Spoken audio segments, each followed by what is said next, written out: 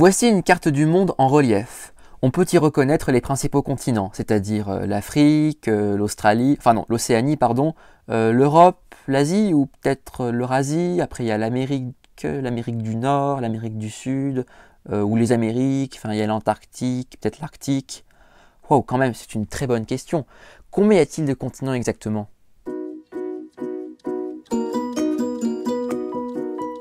Selon la définition la plus communément acceptée, un continent est une vaste étendue terrestre entourée par de la mer et des océans. Je ne sais pas vous, mais en ce qui me concerne, j'ai toujours appris qu'il y a 6 continents sur Terre, à savoir l'Europe, l'Asie, l'Afrique, l'Amérique, l'Océanie et bien sûr l'Antarctique.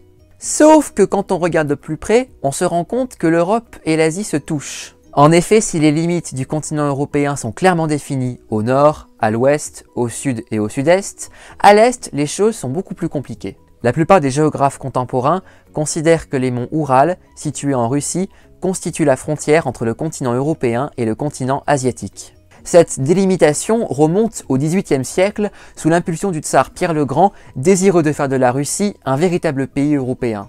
C'est ainsi que le tsar ordonna à son géographe officiel, Vassili Tatistchev, de fixer la frontière entre les deux continents au niveau d'une chaîne de montagnes dont le plus haut sommet n'atteint pas pourtant les 2000 mètres d'altitude. Aujourd'hui encore, la Russie ne se considère ni vraiment européenne, ni vraiment asiatique, mais comme une véritable puissance eurasiatique. On peut dire la même chose dans une moindre mesure pour la Turquie. Donc si on applique à la lettre la définition originelle de continent, ce ne sont pas 6 mais 5 continents qui existent à la surface de la Terre, l'Europe et l'Asie ne formant qu'un seul et vaste bloc, l'Eurasie. Mais il y a mieux encore, certains n'hésitent pas à rattacher l'Afrique à cet énorme bloc. En effet, quelle est la seule chose qui sépare le continent africain du continent eurasiatique ? Réponse, le canal de Suez, création humaine, inauguré en 1869. Ce qui fait qu'avant le percement de ce canal, on pouvait librement rejoindre à pied le Moyen-Orient depuis l'Afrique et vice-versa. Certains géographes n'hésitent pas à inclure l'Afrique dans un espace géographique encore plus gigantesque qui s'appellerait l'Afro-Eurasie ou encore l'Euraphrasie. Ainsi, il n'y aurait en réalité que 4 continents sur Terre, l'Afro-Eurasie, l'Océanie, l'Antarctique et l'Amérique. L'Amérique qui, elle aussi, a plusieurs délimitations possibles. Lorsque l'on évoque le Nouveau Monde, on utilise souvent le terme « les Amériques ». Cela peut paraître surprenant, mais la raison est simple.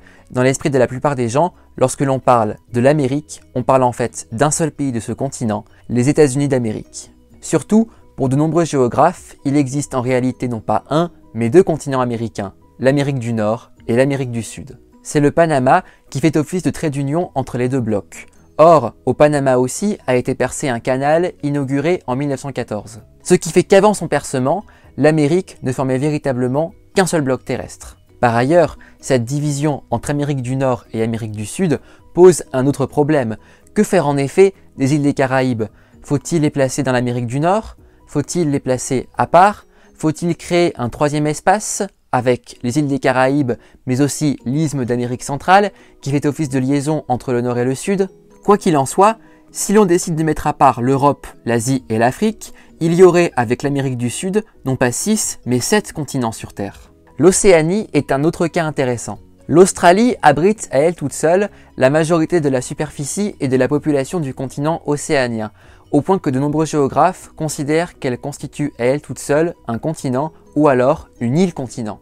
Mais l'Océanie, c'est aussi des archipels comme Hawaï ou encore la Polynésie française et même l'île de Pâques qui sont plus proches des côtes américaines que de celles de l'Australie. Cette situation remet en question la notion même de continent. Sur quel continent faut-il en effet rattacher les différentes îles et archipels parsemés à la surface de la Terre ? Si dans certains cas la réponse est évidente, les îles britanniques sont en Europe, Madagascar est en Afrique, le Japon est en Asie, pour d'autres la situation est plus complexe. Faut-il inclure les Caraïbes en Amérique du Nord ou en Amérique du Sud si l'on considère qu'il y a 2 continents américains ?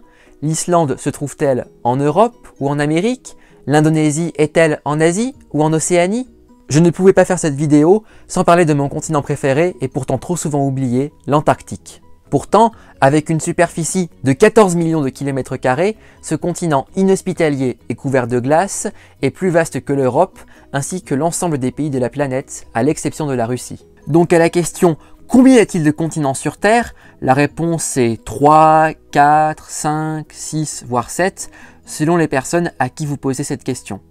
Chacun est libre d'avoir son opinion, mais si l'on considère la plupart du temps qu'il y a 6 continents sur Terre, c'est parce que ce sont les Européens qui l'ont décidé ainsi. Et justement, la semaine prochaine, nous parlerons des origines des noms des continents, mais aussi des villes, des pays, des mers, des océans, etc. J'espère que cette présentation des différents continents sur Terre vous aura plu. N'oubliez pas d'aimer et de partager cette vidéo, de vous abonner à ma chaîne YouTube et retrouvez-moi sur Facebook, Instagram et Snapchat. À la semaine prochaine pour une nouvelle vidéo les amis. Salut!